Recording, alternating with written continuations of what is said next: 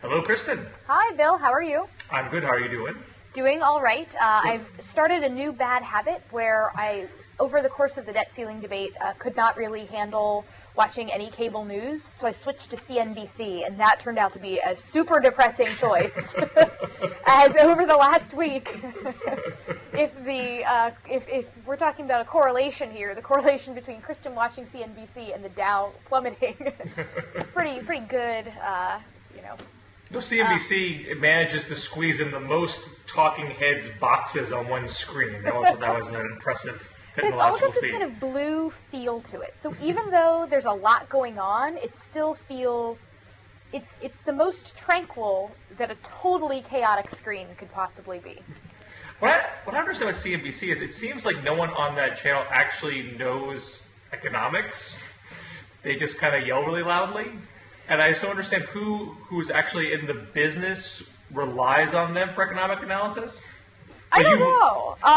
I'm not really relying on them for economic analysis so much as the vibe of the network seems to sort of be like a bunch of econ majors at a frat party, but they're all like dressed really nicely and have just had a lot of coffee instead of beer. So I enjoyed the vibe. It just had a lot of really depressing news. Meghan McArdle tweeted at me and advised me to watch Bloomberg instead of CNBC, but the screen wasn't busy enough, and I needed that mental stimulation of like 17 bars. The Republic is still standing. Somehow, yes. We have a deal. But though there are some folks who think that the deal will hasten the Republic's demise. And I just feel like in the aftermath of this, we've seen a starker relief of all the different ideological strains in the country. Not the very simplistic left-to-right two-sided coin that gets talked about, but far more niches and fracturing. Yet almost all of them cranky, almost nobody happy. I guess let me put it to you first, though. Sort of on the left, the general theme is that this has been awful for Obama, but is there celebration on the right that he got outmaneuvered by Boehner and McConnell, or is there the Tea Party argument that if you haven't slashed $10 trillion in a day, that we're going to be greased tomorrow?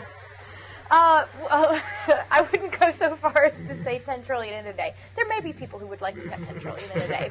I don't think that's a completely accurate representation. Sure. Are my numbers right? Does it add up? Maybe eight. No, so I would say, I've heard from my friends on the left that why are Republicans and conservatives not sort of like fist pumping in excitement? That we had changed the conversation so much that instead of a clean deal, we've now got these promises of, cuts now, cuts later. Isn't this great? On the right, I think you had two camps going into this, and it's interesting to see how those two camps wound up. On the one camp, you had the folks who are the Tea Party camp, the folks who were supportive of the members who voted against the initial Boehner deal and the final deal, who really thought, this is the moment for us to turn on all the burners. Like we won this election, let's really see how much we can cut. Not just because cutting spending is something that we enjoy, but because we really believe that the reason why these ratings agencies are threatening to downgrade us has a lot to do with we haven't cut enough spending, so use this opportunity to cut a ton. And these folks are obviously not very happy with the end result. It doesn't mean that they necessarily think badly of, John Boehner. There was a post by Robert Costa at National Review the day that the deal sort of went down. The title was "Everyone in That Room Loves Speaker Boehner." It was a report from the GOP conference meeting that even the members like Jason Chaffetz, these Tea Party folks who had voted against the deal, even were saying, I could not be more proud of how leadership handled this. Even to those of us who oppose the bill, he's been exceptionally good. I'm a bigger supporter of John Boehner now than I've ever been. So I think Boehner actually came out of this okay, despite Tea Party consternation about what the final deal looked like, which is kudos to him. But so yeah, on the one hand, you have the Tea Party folks, they didn't like it. On the other hand, you have conservatives who just wanted to get past this. So the sort of the Meghan McArdles, Josh Barrows of the world, who were just saying, Doug Holtz-Eakin was one example of someone who wrote a pretty frustrated column after the Boehner deal went down, saying, like, conservatives, you have to realize that you won an election and that was great, but you didn't win enough seats to do the sorts of things you want to do. So you need to pull back and realize that this deal is not going to be perfect because you control one half of one branch of government. And so those folks are a little more positive, glad a deal got done, but are ultimately focused on the fact that there really weren't that many cuts, and so this actually isn't going to do much one way or another. It's politically not the same as a clean debt ceiling raise, and it changes the debate toward cutting spending, but you have over at E21, Steve McMillan, he says, as the renewed partisan sniping suggests, the Budget Control Act of 2011 defers at least as many arguments as it settles. The big numbers and bold assertions about what will happen over the next 10 years were necessary embellishments to gather enough votes to pass the bill and avoid political and market chaos that would have ensued. The real work of deficit reduction remains unsettled, meaning months or even years of continued uncertainty. So it's not necessarily anybody who's upset with Boehner or upset about the deal coming from this faction. They're just very realistic about what they believe will be lackluster accomplishments coming out of the Super Congress and sort of less deficit reduction than they may have hoped for. Well, before I pivot to what the left is saying about it, I want to pivot a little bit to what for lack of a better word, the so-called middle is saying about it, because some of what you're saying tracks with that. Here you have it the third time since the midterms where President Obama has cut a deal with Republicans. And you might expect that he would get criticism from the left for doing that, yet he never gets credit from pundits who position themselves, or self-proclaimed centrists, for reaching across the aisle. He tends to get attacked anyway for the smallness of the achievement or the messiness of the process and all that sort of thing. Why this just proves Washington's dysfunctional, even though they actually came to an agreement at the end of the day. So I think more examples about that are less so much in the blogosphere than in cable TV. I saw a wallowing of that on Morning Joe yesterday. But there's some examples of what I would broadly define as the center. Ezra Klein, who you might normally consider to be a liberal, blogs The Washington Post, had taken more of a right-leaning position, embracing the Gang of Six deficit reduction deal, for example, being more comfortable with raising the retirement age on Medicare and changing the inflation index for Social Security. And he lambasted this as a, quote, terrible, no good, very bad deal, going on to say, Republicans fought stimulus now and couldn't agree to the revenues necessary for significant deficit reduction later, so we got neither. We're pulling support out from under a teetering economy now, and we're punting the hard decisions on the deficit to get another committee and yet another manufactured deadline. So because they didn't do the big cuts in Social Security and Medicare, the so-called center is I'm not saying it's the voters necessarily, but the pundit class. Similarly, Howard Gleckman at the Tax Policy Center also complained about it. It did not come remotely close to solving the federal debt problem. It will reduce 2012's projected $1.3 trillion deficit by about $25 billion. This is a rounding error. And over the long haul, it shifts the baseline down, but it doesn't bend the cost curve the other way.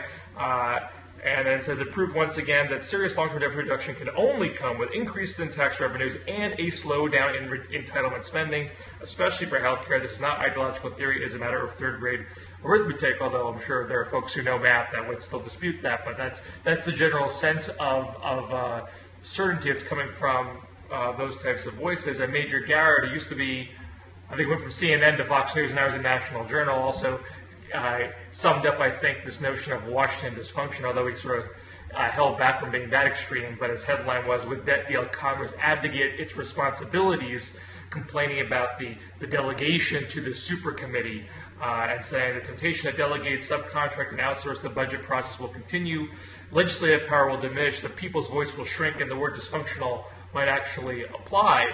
So you have this dynamic where every time Obama tries to reach across the aisle, and I think from a literal perspective, successfully got a bill passed, has got a number of these bills passed, even before the midterms, got Wall Street reform, got Don't Ask, Don't Tell, got START Treaty, got even the Recovery Act. All these things, the only thing that he got passed significantly that didn't have Republican votes was health care. Everything else has. Yet he never gets that credit from the centrist class, never gets the credit from a good chunk of the liberal class, and so he ends up being seen as smaller and ineffectual when he does things. And when he doesn't do things, when he comes up short in areas like, say, cap and trade or immigration reform, he takes a bit of flack, but it's not the same level of intensity that you get after a deal is done, because then you get this sort of flood of commentary, and almost all that commentary is negative. Was there any frustration with, I mean, there's obviously, so there's consternation on the left about, Obama as a negotiator.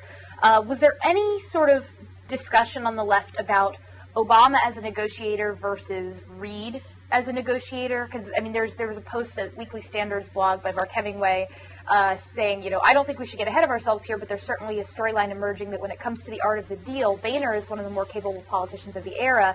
But now that the details from the smoky backroom debates are emerging, how's Barack Obama's reputation faring? And goes through some of the more unflattering stories about, tempers flaring on the part of Boehner, or, the bad exchange with Eric Cantor, and basically makes the case that it was Pelosi and Reid's people, that the Democratic and Republican leaders both asked Obama and his aides to leave the room at one point to let them negotiate. Is there a sense that that Reid is a better negotiator, or is that not really a topic that it has been raised? I haven't seen that raised in the aftermath of the final deal, and I'd say the general liberal narrative is to paint Reid as weak as they do Obama, and generally, Pelosi comes up better in the general liberal narrative as someone who stands by our caucus and stands for progressive principles and whatnot. And my personal opinion of all of that is that, we'll just say, answer your question more directly. After the deal, all of the ire about weak negotiation skills gets directed to Obama. It's not spread around for the most part. Okay. So, for example, Matt Iglesias. So, and this kind of runs the gamut, between people who I think are generally has more strident about Obama and those who have been more sympathetic to him over the course of these things. There's a broader range of criticism about Obama's negotiating skills in this. Matt Iglesias complaining that he didn't draw a hard line about unconditional debt ceiling increases, which Bill Clinton did in the mid-'90s. They sort of cut that off at the knees right away, and now there's a precedent that every debt ceiling increase will be attached to some kind of spending cuts. And Iglesias says, this seems to me like a disaster for the country, teaching the lesson that intransigence on the specific question of the debt ceiling brings about policy concessions. Seems to me the signal to all members of Congress that they ought to spend the winter of 2012 and 2013 positioning themselves as intransigent on the debt ceiling. John Walker at Fiery Dog Lake headlined, the next debt ceiling deal will likely be much worse, citing Mitch McConnell's comments afterwards where he openly said that you don't want to shoot the hostage, but you want to ransom the hostage, said very, very, very, very bluntly, and then went on to say, I think in a separate interview, that they were going to do this all over again in 2013, that they were fully planning on it. Jonathan Cohen in the Republic, who was probably one of the most sympathetic voices to the White House, at least taking the time to articulate the pros and cons of their actions and try to put them in a broader context. In this case, said this is not leadership. That was his headline. And while there's this complaint amongst the centrist pundit class and the conservatives that it's not that much in cuts in the big scheme of things, as Cohen points out, what cuts are there are very concentrated in social spending, and says there's just no way to enact spending reductions of this magnitude without imposing a lot of pain. And contrary to the common understanding in the Washington cocktail party circuit, pain does not simply mean offending certain political sensibilities. Pain means more people eating tainted food, more people breathing polluted air, more people pulling their kids out of college, more people losing their homes. All that ties back into this notion of Obama getting getting rolled, but that's not to say that. Well, I just to go back to what you were asking about, Obama versus the congressional leaders. Just my own 2 cents. I mean, Reid has an effective supermajority requirement, and there are a lot of Democrats that don't like that and think that should be fought against. But there's only so much you can do about it rhetorically if Republicans are going to use filibuster. So he has more onus to hold together an ideologically diverse caucus of his own and find Republican votes to do anything. And when Pelosi had a majority, her main goal was to count how many Democrats can I lose? How many people can I tell, you don't need to vote on this one, and it's okay because I still end up with the majority. It's a whole different dynamic that she had to deal with. And in this case, she just got to just hold back and say, to what extent do I need to release some of my caucus to let this deal get over the finish line, let most of my liberal members, if they want to protest vote, they can protest vote. So she has, I think I personally think that both Pelosi and Reid are very legislatively skilled, but Reid has an inherently harder job, and therefore it ends up looking bad and gets most of the flack for when these compromises happen. And when he does more creative legislative moves, almost never gets credit from the liberal blogosphere about it because the end result usually involves compromise anyway. Have there been any posts about what the expected result of the Super Congress or Super Committee will be? Well, you're starting to see a shift towards a focus to that. My own group, Campaign for America's Future, we released a petition today. We're trying to pressure Pelosi and Reid to appoint people who are going to protect Social Security and Medicare, and who are going to insist upon tax increases on the wealthy. One of my bosses, Robert Borsaj, had a post complaining that Boehner and McConnell had already said, we're not going to appoint anybody here who's going to raise taxes. And Reid said, I want to appoint people here who have open minds, saying that you have an inherently mismatched dynamic, and that's the way Democrats are going to approach this thing. And so there's definitely a lot of folks on the left, looking at the super committee, complaining about its structure and insisting that people should be put on there who are not going to concede to Republican demands on this issue. You have also now the White House. The White House has its own blog post today, a very defensive blog post, laying out myths and facts. And saying very baldly, myth, Obama caved in. Fact, Obama won this, and that. Obama's, signed away revenue increases. Myth, fact, Obama is going to insist upon revenue increases, and the Bush tax cuts are going to expire in January 2013. If Congress does nothing, this is where the White House's rhetoric gets very, very tricky. They say, the president's going to veto anything that does not allow the Bush tax cuts on the wealthy to expire.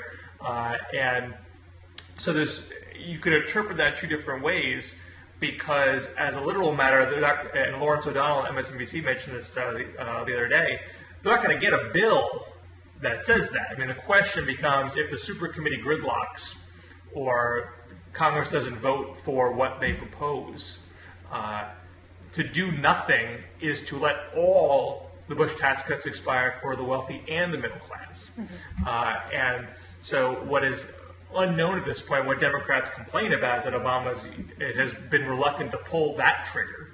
Mm-hmm. And say, let them all go, and blame Republicans for any tax increases on the middle class, because the Democrats don't want to get pinned themselves for raising taxes on the middle class.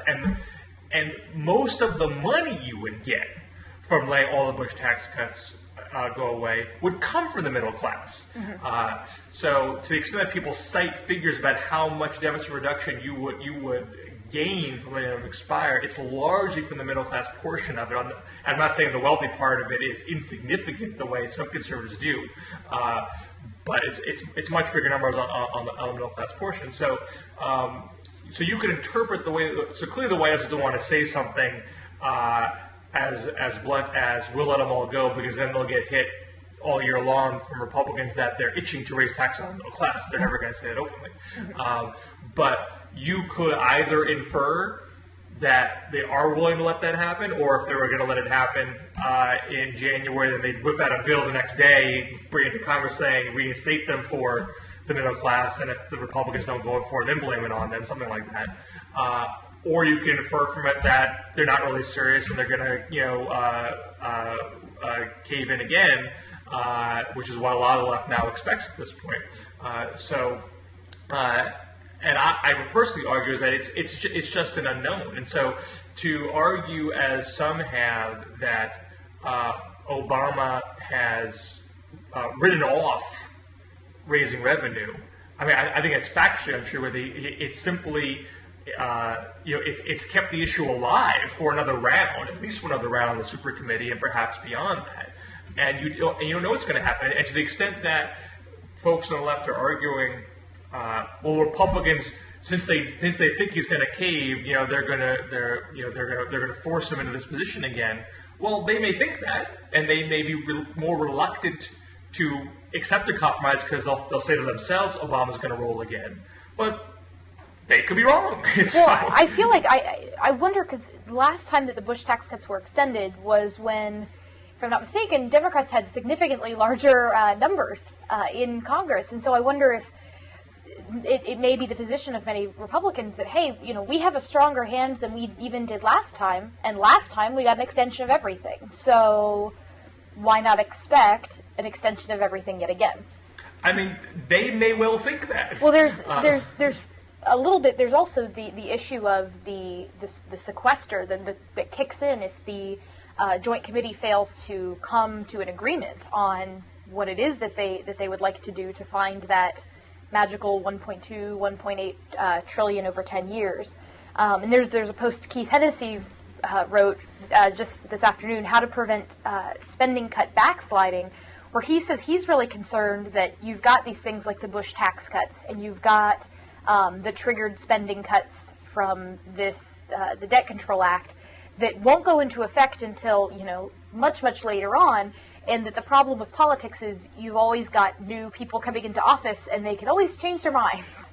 And so he's concerned that actually around the same time that you'll be having this debate about the Bush tax cuts and what to do about them, you also may have a Congress that has realized that the Joint Committee has failed, but they also don't want to go through with the sequester.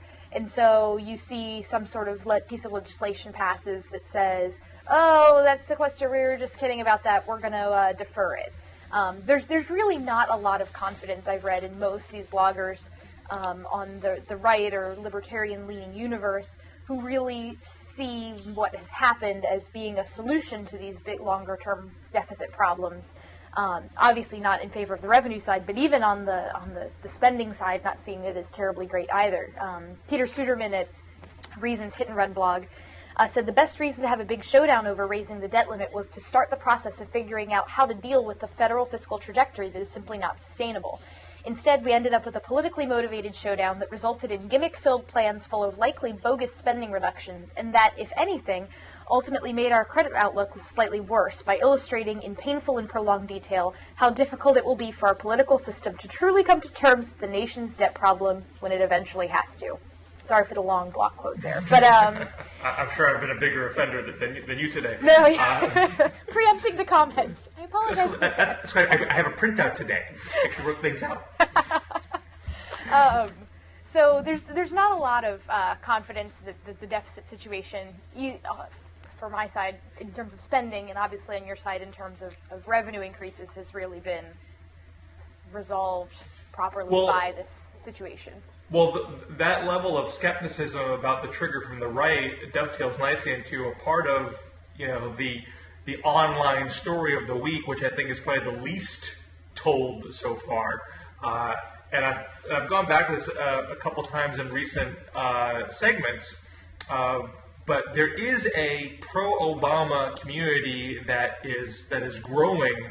That's largely Twitter-based, although this week they sort of to add more of a blog component. And because there was such, I think, a much louder outpouring of criticism, again, left, middle, right, about the terms of the deal, it's notable that there were a handful of posts doing analyses of the details of the deal, particularly about the triggers, and how they and what political dynamics they might what there might be consequences thereof.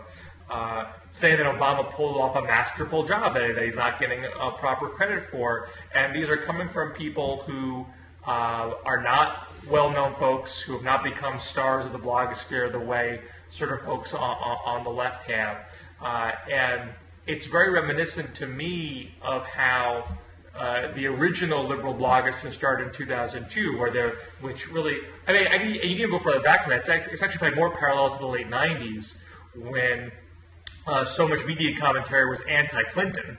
This is in the all the Monica Lewinsky type stuff, and there was this growing sense that the Washington pundit class was biased against Clinton, and you had these pre-blog sites crop up like Media Whores Online and Bartcop, which were vehemently pro-Clinton and sort of began the trend of naming names in the Washington journalist class and attacking them for anti-Clinton bias, and that type of tactic hadn't really been done on the left before, and that was a precursor to the spike in blogging in 2002, when the sense was all this commentary was all Bush propaganda, and other analyses of what was going on in the world weren't getting any oxygen, and so people started doing it themselves, and that created not senses of community, inside jokes, lingo, sharing of links, to the point where it grew so much over the next several years, and now some of these people are becoming, TV and radio stars.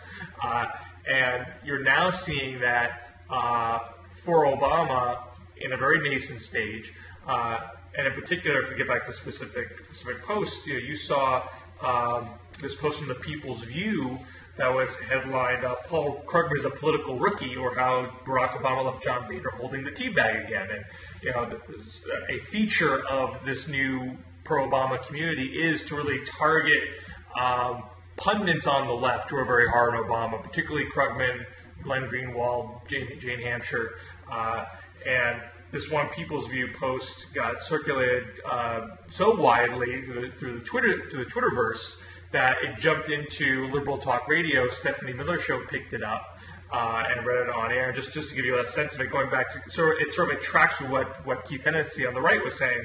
The People's View said, so the president gets the debt limit increases now, and the triggers don't even kick in until more than a year from now. The cuts are backloaded. Why do you suppose that is? Yeah, because Congress is notorious for changing its mind when push comes to shove. Oh, there's this thing that's supposed to have happened by 2013. All right, a presidential election would have intervened. And then going into the Bush tax cut part of it, in other words, do meaningful tax reform to raise revenue and take away the tax welfare state from the ultra wealthy multinational corporations, or the highest income brackets will go up anyway. So there's definitely more of a faith that Obama has a plan in mind from these folks than what you get from other folks in the blogosphere. You also had. Forgive me, it was on Bob Cheska's blog, but it's not Bob Cheska, it's one of his co-writers, and his name's escaping me. And I know Bob Cheska himself is not for the deal, so I don't want to put words in his mouth, but it's on his blog, talking about this whole baseline issue, which Boehner and the White House were going back and forth about, because apparently, Boehner is saying, and the Republicans are saying that the deal locks in the use of current law baseline, and current law is Bush tax cuts expire. So when you see these CBO projections, they assume all this revenue is going to come in 2013 because they're all going to expire. And a lot of the proposals that have come out from Simpson-Bowles, the baselines that are working for in the earlier negotiations, did not presume that. They presumed that the tax cuts would expire for the wealthy, and then and whether a proposal would lose or would cut or increase the deficit would be relative to that presumption. And so the Republicans are arguing as well, if you presume that all the Bush tax cuts expire, then, and that's a lot of revenue. So let's say you do some kind of tax reform compromise that would increase revenue, not considering the Bush tax cuts expiring. The CBO would formally score it as an increase in the deficit because it would not gain as much revenue as if it would if you kept the Bush tax cuts. Or if you let the Bush tax cuts expire. Now I'm going to accuse a lot of everybody. So they're arguing that by keeping the current law baseline, they make it harder for compromise proposals to gain traction because they won't be scored as actually raising revenue, technically speaking. And the White House is saying, well, that's not even true. The deal doesn't insist upon that baseline, so that's all. And I haven't read the nitty-gritty of the bill, so forgive me. I can't tell you who's right or wrong there. But there's definitely a dispute on that point. But what this guy who writes on Bob Chesko's blog was suggesting is, by keeping that as the current law baseline, sure, it might make it harder for a tax reform proposal to gain traction, but it also makes it likely for any proposal to gain traction. It makes it more likely that the Bush tax cuts do actually expire and get that revenue. So that argument is out there. But my overarching point, beyond all the particulars of their analyses, is there is a community out there that is putting out pro-Obama arguments. They don't get a lot of attention in the traditional media right now, but neither did Glenn Greenwald or Jane Hampshire back in the day. And so you may see this group, and if you're on Twitter, some of the leading lights there are Angry Black Lady and Shock, SHOQ, Jefferson Obama. They have their own hashtags like TFI, which is Team F Yeah. These types of things are starting to percolate out there, and may, over the course of the next year and beyond, if Obama gets a second term, may actually have more resonance in the dialogue. So, but you wouldn't consider these folks to necessarily be analogous to, so on the right we have like the David Frums of the world who are at odds with the Eric Ericksons of the world who would be or critical even of Republicans and conservatives for not being Republican or conservative enough. So these aren't necessarily ideologically more centrist, they're just pro-Obama? I'd say predominantly yes, okay. But so most of the arguments are usually about, is Obama being, is he being generally liberal, progressive in his strategic approach and being very crafty about it, or is he inherently a big giant sellout or a cave-in? There's a split in the anti-Obama left whether Obama is weak or actually conservative. Oh, okay. Krugman has actually been making the case more and more that Obama is actually conservative and he wants these conservative outcomes. So stop using it as an excuse that he's merely weak and spineless. And Glenn Greenwald has also often made that same point. And so you see from the pro-Obama Twitter forces a defense of Obama as a person of being sincere in his liberal progressive values. Now, I do wonder, though, I happen to think, based on everything that's transpired over the past few weeks, that to take Obama at his word, he does want the grand bargain. He does want a deal that is going to slow growth of entitlements / cut benefits, depending on how you want to interpret it, in exchange for higher taxes on the wealthy. He wants to be able to say that he solved the problem and get it off the table. There's always been a strain of thought within the White House that someone's going to reform Social Security one of these days. Might as well be us, and we'll do it in the least offensive way possible and maintain the integrity of the program. And other folks left us said, that's just crazy. There's not even a serious crisis there. You're walking into a conservative trap. That is a dangerous thing to do. And there's always been a certain bit of opaqueness where Obama actually stood on it. But I think you have to look at what's happened most recently, knowing that this deal was proffered to Boehner and turned down by Boehner, and to hear Obama's rhetoric after the deal saying, look, I want out of the super committee a proposal that's going to reform entitlements and raise revenue.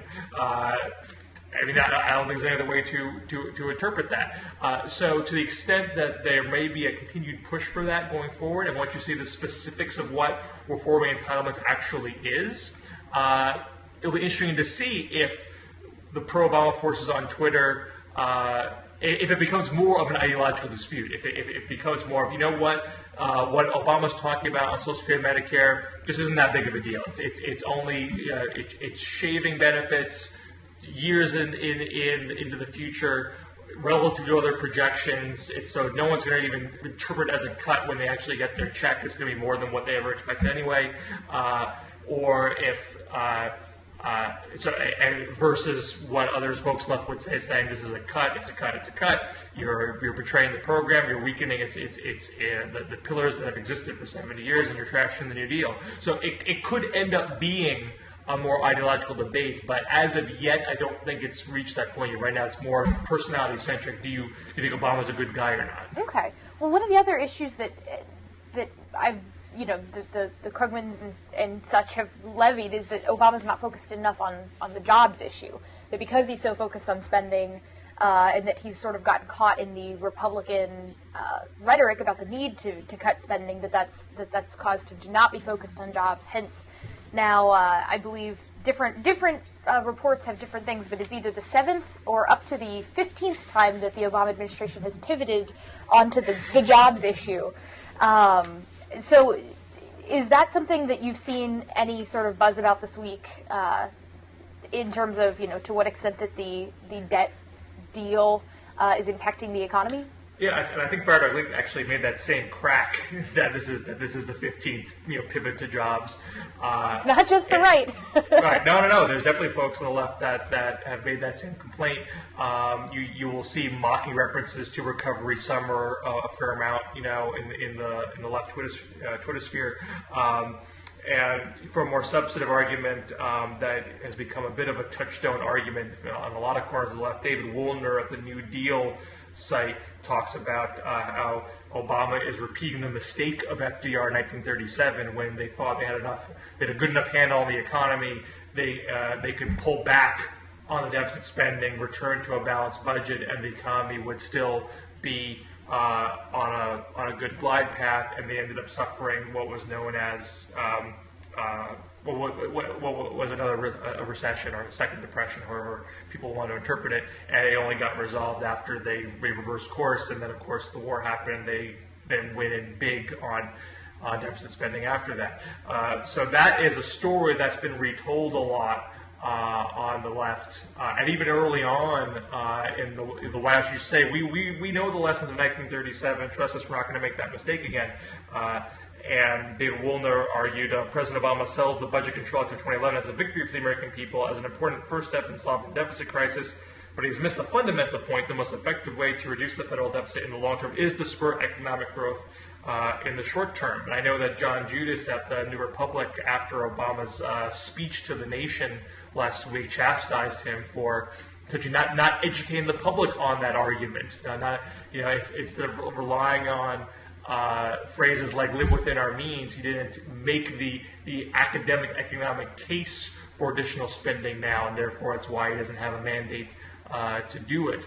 So you certainly have that critique out there, but I think when you read some of the more pro-Obama commentary on Twitter, you tend to see argued, look, there's a Republican House, the votes aren't there, don't blame Obama for something that is not legislatively possible to do. All you can do is try to get past what you can pass. So those strains in argument are there, but certainly you can't deny the White House is aware that people care more about jobs than the deficit, despite what their legislative focus has been on. I mean, for Obama to come out right after this deal is done and give a speech that was 90% about jobs, at minimum, it does speak to an awareness that they have an issue with the public in terms of jobs, and they want to be able to say, there are things we want to do. We know there's things to do. We're not pretending that our work is done here. Here are our ideas, and if they don't get passed, don't blame us, blame the folks that are blocking them. They're clearly trying to set up that sort of argument, and how effective that can be done, obviously, is a difficult thing to predict. Well, and you've already seen just right out of the gate that one of the things that Obama is trying to make the case for is that this current economic turmoil that we're in is a result of Republicans holding the debt ceiling, in the parlance of the left, holding it hostage. And so, I always thought that would be a point that they would use if the debt ceiling wasn't raised and there was panic. But I suppose it makes sense to use it anyways, considering that there's sort of economic consternation anyways. But in an attempt to sort of try to push the blame for the economy somewhere else, because it is so unhelpful for Obama's re-election chances that the economy be in such bad shape. And if it appears that the president is not focused on jobs or does not have a way out, it's certainly not a good situation for him. There's a really sort of depressing post by Dave Weigel at Slate today, where he goes through Boehner's office released a press release all about Obama's pivoting jobs again. And Weigel's post had, I think, a very good point. He says, the White House's jobs agenda is always, always a rebranding of stimulus spending. The GOP's jobs agenda is always a cocktail of plans they've already proposed. Good ideas, just not representative of a surge of GOP job ideas. The horrible truth is the Democrats are not being stopped from implementing ideas that will grow the economy at double speed, nor is it that Republicans are being stopped from unleashing bold new ideas that'll fix the housing or employment crises.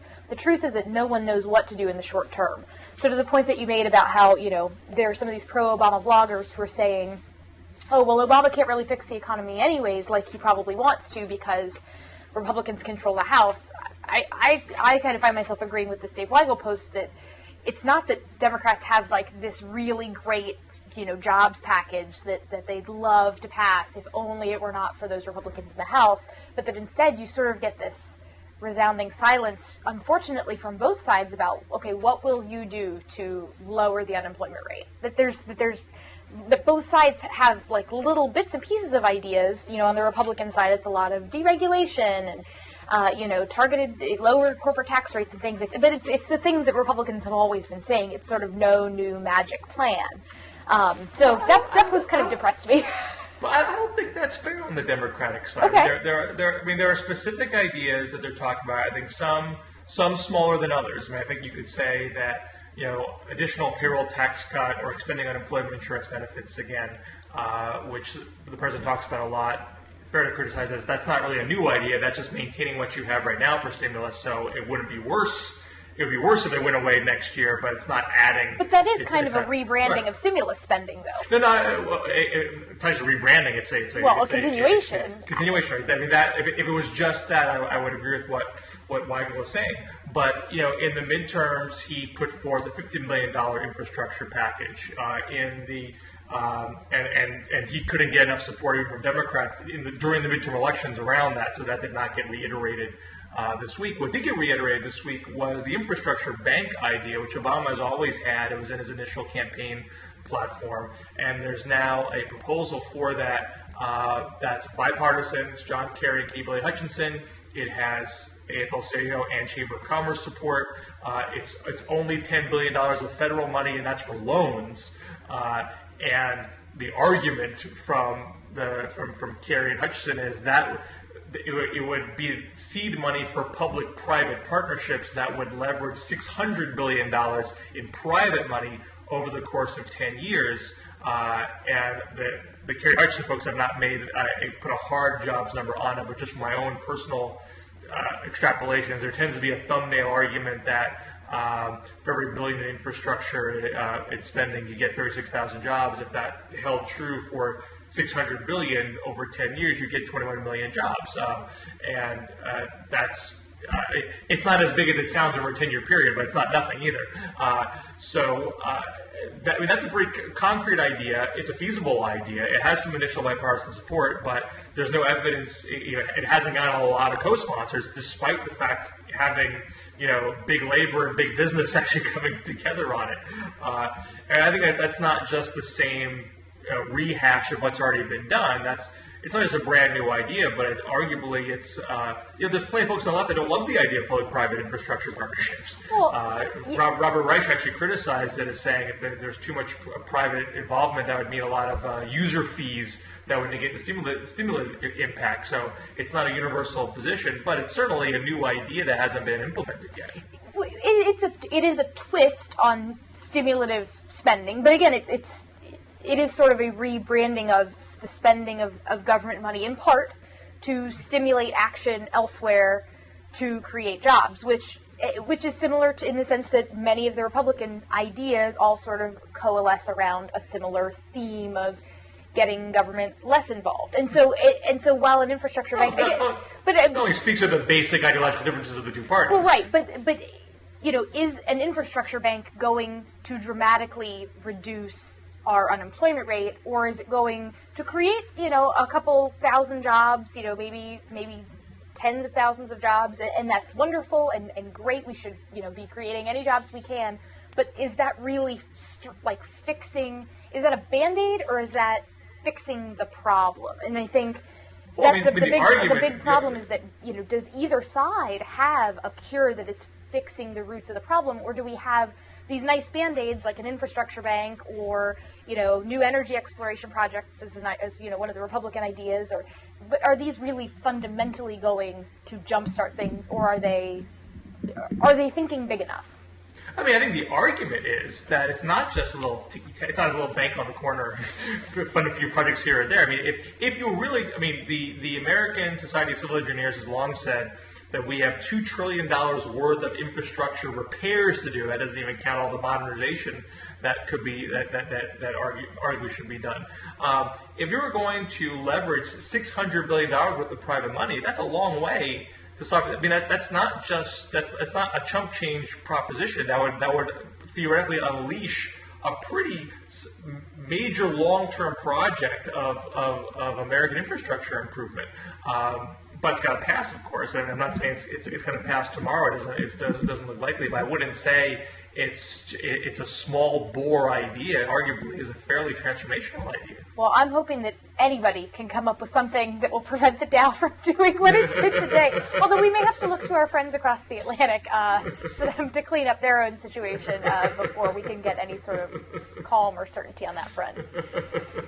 Well, should we leave it on that note? I think we should.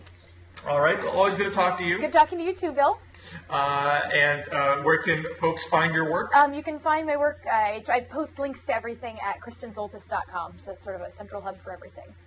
And you can find my stuff at ourfuture.org and liberaloasis.com, the home of the Liberal Oasis Radio Show podcast. Are you still doing the podcast stuff? Yes. So I still do the show that I think we just settled on a name, Washington Watch for PJTV, but also the Wilshire and Washington show through Variety. So it's sort of the outreach to Hollywood. I get to be the conservative. It's a fun show. We tape it on Fridays, you can listen in live on Blog Talk Radio.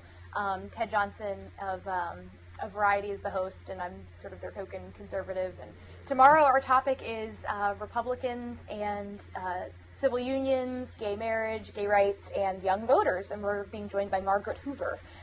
So for viewers... Related to the famous Herbert Hoover? Yes, indeed. I believe a great-granddaughter. And she just has a book out called American Individualism, sort of about how to save conservatism as sort of cultural trends are sort of had been, at least in the last few cycles, pushing young people more towards the Democratic Party and to the left. How can you make conservatism appealing and show young people who may be searching for political identity, what conservatism can mean as far as individual liberty and all that.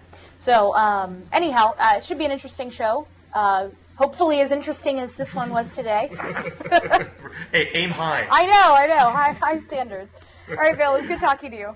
You too. Take care.